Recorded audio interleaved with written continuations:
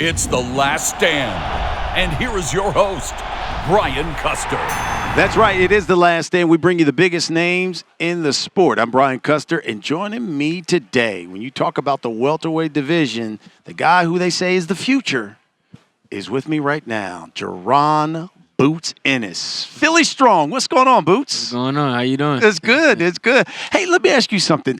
What does being an interim champion mean to you? It means a lot. You know, it's extra motivation. You know, to get the victory. On Saturday night. You know, and I can't wait. You know. But what does it mean to you to have the interim? Because in today's sport, it's all about the belts, right? Yeah.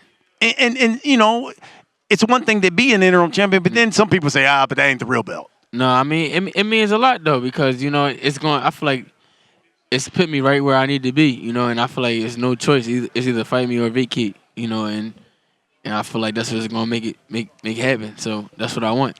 Why do you think we're in 2023 now and still asking after 29, 30 fights that Jaron Boots Ennis is not fighting for the world title? I mean, you got XD champions, they holding up the Terrence Crawford and Spence is holding up the weight division. We trying to figure out what they gonna do, but I mean, at the end of the day, they gotta fight me or they gotta move up or they gotta do something because they holding up the division. But it seems that they found a way to kind of do their own plan. It's like, okay, well, you know what? I'll pay somebody step aside money, and I'll fight this guy, and I think we're going to fight each other. Oh, but the fight fell through. But in the interim, I'm going to fight this, and it's like, here you are another year, and you're like, come on now. No, this the year. That's it. No, I feel like this is definitely the year. I will be, a world champion this year. And like I said before, once I get my hands on one of those belts, it's up. All I need is to touch one. And then once I touch one, I'm going to collect the rest. And I'm going to go ahead and move up and do the same thing at 54, be undisputed there too. So that's my goal, every weight, 47, 50, 54, 60, and maybe 68, depending on how big my body get. You've always talked about, I got to be patient. And yet, there's really no one who has stepped up to the plate to challenge you. Meanwhile, you've got Stanionis and Virgil Ortiz get ready to fight. Yeah. Do you look like, God, I can't believe that. That's a great fight. That should be me fighting one of these guys. Yeah, that definitely was supposed to be me. We was originally, that's who we was aiming for, and that's who we thought we was going. That's what we thought we had locked down for this fight. The WBA made a order or whatever for Stanionis to fight Ortiz. So we had to find somebody to fight. We shout out a couple names, and a couple people turned me down, and we got to fight this guy. So you say a couple people. Give us some insight. Give us some insight on because I don't think boxing fans realize the talent that's saying no to Jaron Ennis. I mean, it's definitely a lot of guys, and they always say it's the money or whatever. But I mean, if you really want to be great, sometimes you just gotta fight, and it's not about the money, and you want to be a legend, you gotta just fight. So with me, like I always say, it ain't about the money for me. I don't care where it's at. I could be in your living room, your backyard. I just love fighting, love beating people up, and I just want my opportunity. And if I get my opportunity, I'm definitely gonna take it. Can you give us one name who surprised you when they said no? Rashid Ellis was one of the guys that we were supposed to fight, tonight. Like I said before, he's a good fighter, and I don't shade him for turning the fight down. I respect it because everybody got to eat. But like I said before, at the end of the day, if you really want to be great, you got to fight for whatever. If you're really hungry like that. And I think it's interesting because when we were at that press conference and I asked, he said, hey, look, I'm the future of the welterweight division. I said, well, there can only be one. Why don't you guys fight? He was like, well, yeah, let's get it on. We can rock right now. So what were you thinking when he said that? No, I like I said in the press conference, I was like, cat. Because everybody already knew. That's why I ain't really say too much, Like I said before, like, he's a good fighter, but everybody know. They know. They know what's up. they know who the man at 147 is. It's interesting you say that because Virgil Ortiz, said the winner of his fight with Stanionis is indeed the future of the welterweight division and should be the very next person who fights either Spence or Crawford. What do you say? No. I should be the next one fighting Spencer Crawford. Like I said before, I'm not overlooking this guy that I'm fighting at all. We taking him very serious, and after I do my thing and get this win and this knockout, if I can't get Butter Spence, I want the winner, Stanionis and Ortiz. So, like I said before, I just want to fight the top guys. I don't want to go backwards. I just give me the guys that got belts or a name or like a former world champion. I just want to go forward. I want to take my talents, and my career to the moon. Yeah. And I want to have legends on my resume. I want to beat the legends. I want to beat former world champions. I want to beat the young guys that's ranked up there that got belts. I want to do stuff like that. I don't want to go backwards from here on out. I just want to shoot to the moon. Who do you think wins that Stanionis-Ortiz fight? Great fight. It's a great fight. I'm not too sure because they both go forward. That makes a car crash. So whoever going to be in the best shape that night, I would lean towards, Ortiz because he's a little younger, probably a little more explosive, but you can't count out Stanionis. Stanionis is a good fighter too. I like both of them, good fighters. So we had Keith Thurman on The Last Stand. He said, quote, "I'm no gatekeeper. And if people like Jaron Ennis thinks that, they got another thing coming." But he said, when my phone rang and Al Heyman and I were talking, Jaron Boots Ennis' name never came up. You think he's telling the truth? That don't make sense. How my name didn't come up and I'm ranked in the top 5. I don't know what's up with these guys. These guys is crazy, but if you're not no gatekeeper, a gatekeeper not going to say that. Yeah. That's how you know you're a gatekeeper. You getting old, and I mean, you still good. You still can fight, but you getting old. Everybody shooting for you. All the young guys shooting for you. All the young guys is calling out everybody because we all want our chance and our opportunity. Like I said before, I don't care who I fight. It don't matter who it is. The WBC mandated that Errol Spence fight Keith Thurman next. There seems to be some movement that fight would take place in April. What do you think? About the fight? Yeah. Are you upset? Are you like? I mean, we don't know if it's for sure or not. So you can't really get mad about that. But if they fighting, that's a good fight. I mean, some of the fans probably still want to see that, but I feel like the fans would rather see me fight Errol Spence or me fight Bud or me fight Keith Thurman. They'll feel like that's more exciting than Keith Thurman fighting Spence or Keith Thurman fighting Bud or something like that. Break this down for the layman who's watching this. What separates specifically Jaron Ennis from all of the other elite welterweights in the division? What separates me is I'm always in the gym. Like I said before, like after I went on Saturday, I'm right back in the gym on Monday. Get right back to the grind. Perfect myself, perfect my craft. Young, hungry. I'm great at everything. I got speed, power, defense. I can do it all. Like I always say, I'm a variety pack. I can do everything. And you just pick your favorite chip, and I give it to you that way.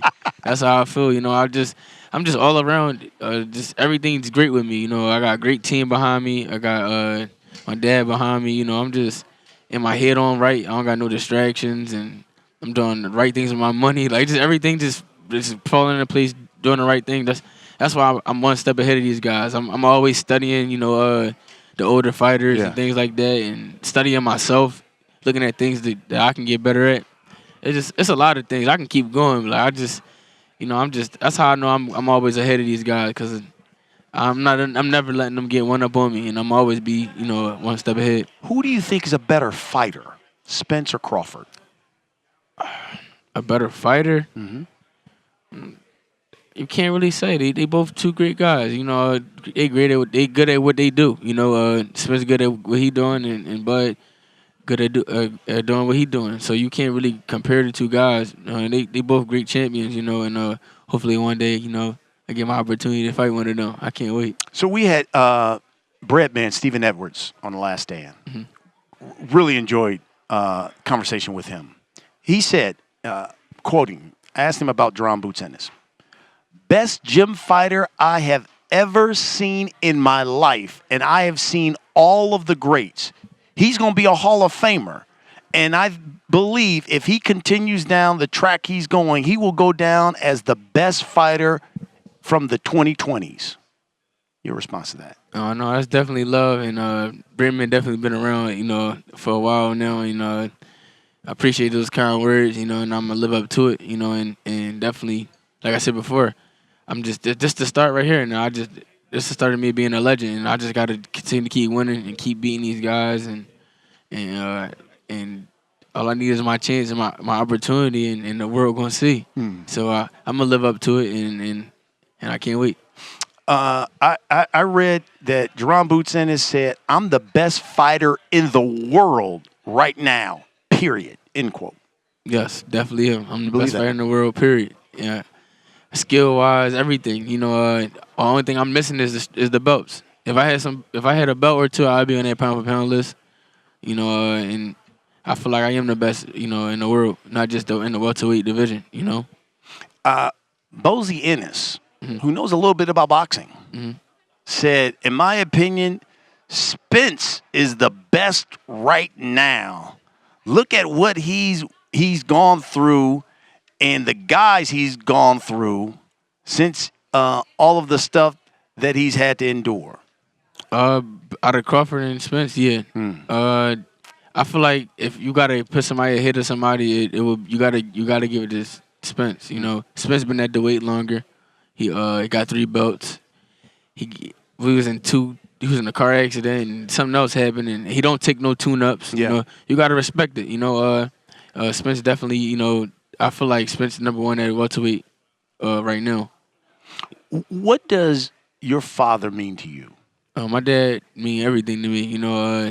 Without him, I wouldn't even be here. I wouldn't be on the stage right now. I wouldn't be talking to you. I wouldn't be where I'm at now.